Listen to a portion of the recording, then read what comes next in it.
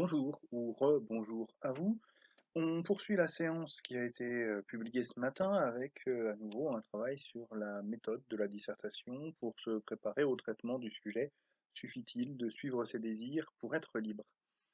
Alors j'expliquais ce matin comment on pouvait essayer de trouver trois issues à notre problème, à savoir le oui, le non, qui se présentent d'eux-mêmes, puisqu'on a affaire à un sujet fermé, et une troisième voie qui, elle, est plus difficile à trouver, qui suppose davantage de subtilité dans l'analyse des termes du sujet, dans la compréhension du problème. Et donc, à partir de là, on va avoir en fait deux grandes directions qui peuvent être prises si on n'est pas très très à l'aise avec l'exercice de la dissertation. Et si on peine sur un sujet en particulier à trouver la troisième voie que j'annonçais, on peut quand même s'en sortir en se concentrant sur l'arbitrage qu'on va essayer de mettre en place entre le oui et le non. Dans ce cas-là, on fera en sorte que le oui et le non ne viennent pas simplement s'opposer l'un à l'autre, mais qu'il y ait une sorte de gradation, que l'une des deux réponses supplante l'autre, et on aura la version la plus modeste, mais elle peut permettre de s'en sortir honnêtement à l'examen, la version la plus modeste donc de la dissertation. Et puis, si jamais on se sent davantage à l'aise, si sur ce sujet-là en tout cas, et pas forcément dans toutes les dissertations, on a le sentiment qu'on peut viser un peu plus haut, et ben on essaye de faire une troisième partie avec une troisième voie qui n'est plus simplement oui ou simplement non. Et dans ce cas-là, on va avoir une progression qui va nous emmener vers ce plan dialectique. Je creuse un instant la première piste, la version plus modeste de la dissertation, la version la plus modeste du développement même, soyons précis, avec deux réponses qu'il va falloir départager. On garde donc en vue ces deux issues-là. Oui, non.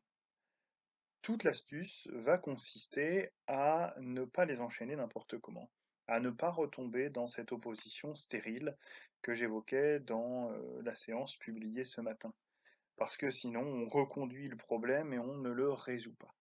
Alors pour cela, il y a deux choses que l'on peut faire qui sont pas très compliquées, mais qui apportent, à mon sens, une très forte valeur ajoutée à la dissertation.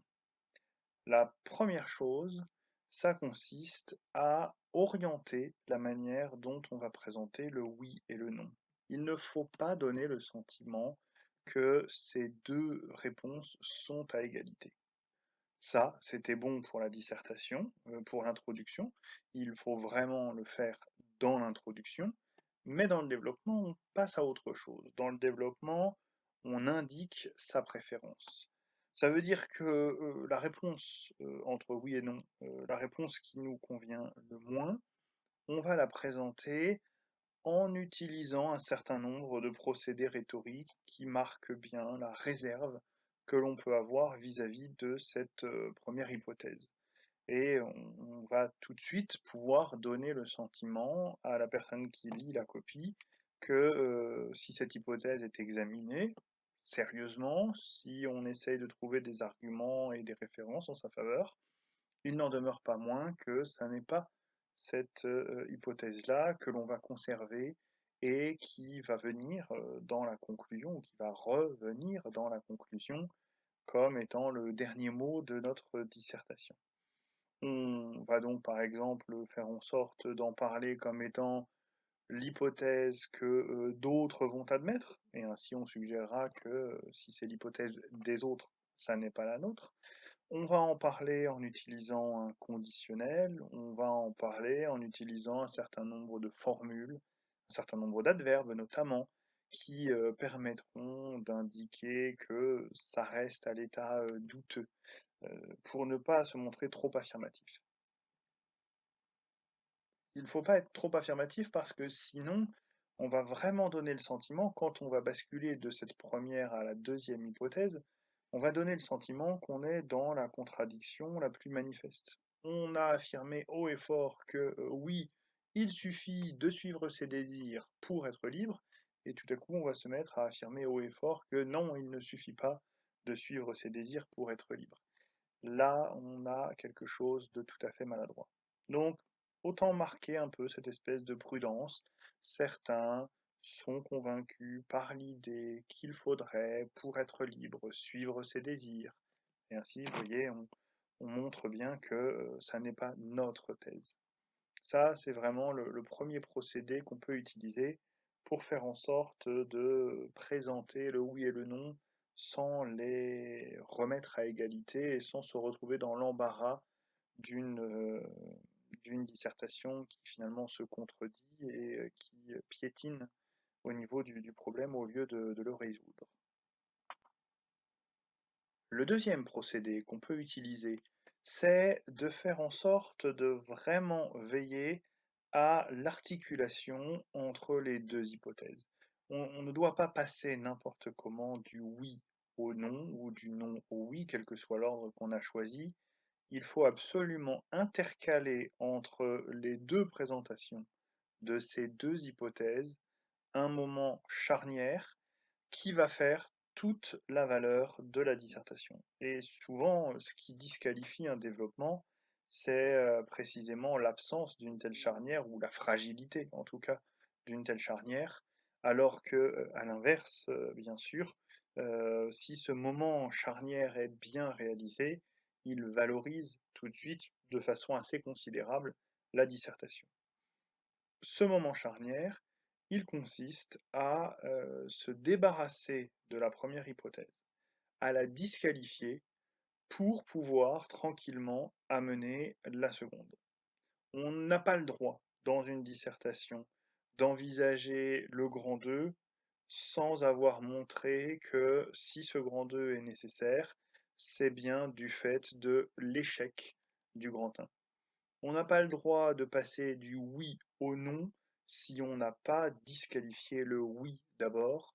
Et c'est cette disqualification qui, premièrement, va empêcher qu'il y ait concurrence un peu déloyale et en tout cas stérile entre le oui et le non. Et deuxièmement, qui va justifier que l'on passe au non et qui va en faire la valeur, qui va permettre de reconnaître dans ce non notre solution et non plus une simple hypothèse. Si je résume, pour cette première approche, celle qui se révèle plus modeste, mais qu'il vaut mieux réussir en ayant des objectifs humbles, plutôt que de se lancer à l'assaut d'une version plus ambitieuse de la dissertation et la rater. Donc si je résume, ce que vous devez retenir, c'est on conserve les deux réponses de la question fermée, oui, non. On fait en sorte de montrer de la réserve, de la distance vis-à-vis de la première réponse, celle qui nous paraît la moins convaincante, et on fait en sorte, avant de passer du grand 1 au grand 2, du oui au non, de disqualifier cette première réponse, de montrer que, elle succombe à un certain nombre d'objections qu'on peut lui adresser. Vous retrouvez là le plan que j'avais indiqué plus tôt dans l'année et qui repose sur ce triptyque. Certes, je fais une concession à la première hypothèse, mais je me lance dans la critique de la première hypothèse pour pouvoir la disqualifier. Donc, je suis conduit logiquement à consacrer la deuxième hypothèse. Ça, c'est le minimum vital qui d'ailleurs fait le travail convenablement, peut permettre de décrocher une note honorable avec ce plan certes mais donc. On peut tout à fait l'organiser avec une certaine souplesse, on peut tout à fait se dire que c'est un plan qui peut convenir à un découpage en trois parties, certes le grand 1, mais le grand 2, donc le grand 3. Mais si on se retrouve avec un mais un peu fragile, une articulation qui ne paraît pas assez étoffée pour devenir une partie complète du développement, eh bien on peut aussi à ce moment-là en faire une sous-partie et considérer par exemple que l'examen de la première hypothèse va occuper le grand 1 avec le certes, puis le mais, la partie critique incluse dans ce grand 1. Et le grand 2 sera consacré à la deuxième hypothèse. Alors ça fait un plan en deux parties. Certains professeurs de philosophie correcteurs du baccalauréat ne sont pas très friands de ces plans en deux parties, mais plus encore que le nombre de parties, là ce qui compte c'est plutôt le nombre de temps dans l'argumentation. Si vous avez effectivement les trois temps, certes, mais donc l'essentiel est acquis, vous avez une progression qui est tout à fait valable, même si, en apparence, votre plan est un plan en deux parties. Et puis, il y a l'autre option, l'option plus ambitieuse, celle qui consiste à se caler sur le fameux plan dialectique thèse, antithèse, synthèse.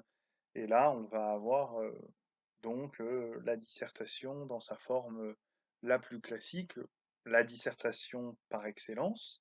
C'est pour ça que si on arrive à se débrouiller des difficultés de la dissertation, il est certain que c'est plutôt la piste qu'il faut privilégier, c'est celle qui permet d'engranger sans doute le maximum de points, à la condition de savoir la faire et de ne pas gâcher sa dissertation en voulant à tout prix emprunter cette piste-là, si on n'est pas capable de la réaliser de manière satisfaisante. Donc dans ce cas-là, on aura bien un plan en trois parties, avec dans le grand 1 et dans le grand 2 les deux hypothèses qui correspondent à notre question fermée, oui, non, ou éventuellement non, oui. Et puis dans une troisième partie, on retrouvera cette synthèse, c'est-à-dire cette réponse qui se présente comme une réinterprétation du sujet, une manière un peu différente de donner du sens aux formules qui composent le sujet, ou un travail de redéfinition des concepts importants. Sur un sujet comme suffit-il de suivre ses désirs pour être libre, on peut privilégier tout particulièrement le travail de redéfinition de la liberté ou le travail de redéfinition du désir pour montrer que si l'on se met bien d'accord sur la manière dont il faut comprendre ces concepts-là, alors au lieu de les comprendre dans leur sens le plus commun, comme on l'a fait dans le grand 1 et dans le grand 2, eh bien, avec ce grand 3, on peut aboutir, en même temps qu'à une réévaluation de ces concepts, on peut aboutir à une solution qui se montre plus originale, plus fine, plus nuancée, et par la même occasion, plus satisfaisante. Un dernier mot dans ces rappels méthodologiques qui concernent la fabrication du développement, pour vous rappeler un petit peu la structure que doit avoir chaque partie du développement. En effet, on ne la rédige pas en l'improvisant, en fonction des idées qui nous viennent à l'esprit. Il faut que ce développement il soit très structuré et qu'il respecte un certain nombre de critères qui sont à la fois ceux de la logique, ceux aussi en partie de la rhétorique, et puis certaines habitudes, des critères qu'on pourrait dire un peu plus institutionnels. À cet égard, je vous rappelle, pour commencer, que on met toujours en tête de son développement l'hypothèse qui nous paraît la plus fragile. Il faut qu'il y ait un crescendo. Donc on débute par le moins convaincant et souvent le plus commun d'ailleurs, ce que l'opinion publique pourrait dire sur la question si on soumettait cette question à une sorte de sondage. Et on termine au contraire par la réponse qui nous paraît la plus solide, la plus convaincante, et c'est cette réponse, placée à la fin du développement, qui sera rappelée pour la conclusion lorsqu'il s'agira de dire ce que, très explicitement, on répond à la question qui nous a été posée dans ce sujet. Ça, c'est pour le premier rappel. Deuxième rappel, à l'intérieur de chaque partie, on organise sa réflexion de façon à ce que tout se passe de manière logique. N'oubliez pas que dans votre esprit, vous avez conçu ce devoir, vous avez débrouillé une partie du problème, et cela peut vous paraître suffisamment clair pour vous à partir de là. Mais pour quelqu'un d'extérieur quelqu'un qui n'est pas à votre place, qui n'a pas suivi toutes les étapes par lesquelles vous en êtes passé pendant une demi-heure, trois quarts d'heure, une heure, peut-être même plus, dans la conception de cette partie-là de votre développement, eh bien, ça reste encore assez obscur et il faut vraiment imaginer que on doit toujours davantage préciser ses idées, même quand elles ont l'air d'être claires pour nous. Il n'est pas mauvais d'en rajouter un peu dans l'explication afin de faire en sorte que pour les autres, cela soit encore plus clair. Le fait de structurer sa réflexion, de structurer chaque partie du développement de manière un peu stéréotypée mais logique, ça aide à gagner en clarté à ce niveau-là. Donc, chaque partie du développement devrait commencer par un assez bref paragraphe de l'ordre de 3 à 5 lignes. Vraiment, il ne faut pas chercher à le creuser davantage. Un petit paragraphe qui va, en somme, remplacer le titre et qui va permettre de saisir immédiatement quelle est l'hypothèse que l'on examine dans le courant de ce grand 1, puis dans le courant du grand 2, puis dans le courant du grand 3 si on a fait une troisième partie. Qu'on puisse vraiment tout de suite cerner au service de quelle idée vont se mettre tous les arguments, tout ce qui va être exprimé à l'intérieur de ce grand 1. Donc, un peu à la manière de l'annonce du plan, n'hésitez pas à commencer chaque partie du développement par une petite formule du type à ce stade de notre réflexion, nous allons examiner l'idée suivante et vous la résumez en une phrase pour que ce soit parfaitement clair pour votre correcteur. On attaque alors un deuxième paragraphe qui va lui permettre d'amener un argument en soutien de l'idée qui a ainsi été exposée dans le petit paragraphe précédent. Lorsqu'on est dans le grand 1, le plus logique, le plus simple, le plus accessible, c'est de fabriquer cet argument à partir des définitions des concepts importants. Donc là, suffit-il de suivre ses désirs pour être libre, il serait plutôt bien vu, dans le grand 1, de consacrer ce deuxième petit paragraphe, après avoir précisé si on commence par examiner le oui ou le non, donc de consacrer ce deuxième paragraphe à un petit travail de définition du désir ou de la liberté, travail qui doit aboutir à la fabrication d'un argument.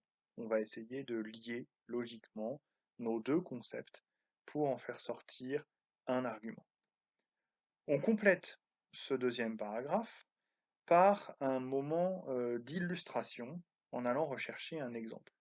Bon, si l'argument a eu besoin, pour être exposé de manière claire, de s'étaler un peu, et que cela fait déjà 10, 15, 20 lignes que l'on dissèque cet argument, il est préférable de revenir à la ligne avant d'introduire cet exemple. En revanche, si on s'est retrouvé un petit peu à court d'idées et qu'on n'a pas trop développé son argument, eh bien on peut rajouter l'exemple à la suite et faire en sorte que cela appartienne à un même paragraphe, à une même sous-partie. Comme un seul argument pour chaque partie du développement, c'est un peu trop léger, on a intérêt à en ajouter un deuxième selon les mêmes procédés. L'argument d'abord, puis l'exemple qui doit permettre de le rendre plus accessible. On doit toujours avoir, dans une dissertation, plus d'arguments que d'exemples, ou au moins autant d'arguments que d'exemples. Une dissertation qui compte davantage d'exemples que d'arguments est une dissertation qui se fragilise, tout simplement parce qu'un exemple n'a pas la force de conviction, la force argumentative que peuvent présenter les exemples. Donc, on s'organise avec, au minimum pour chaque partie, deux exemples, et du coup, deux arguments, et dans la foulée, deux exemples.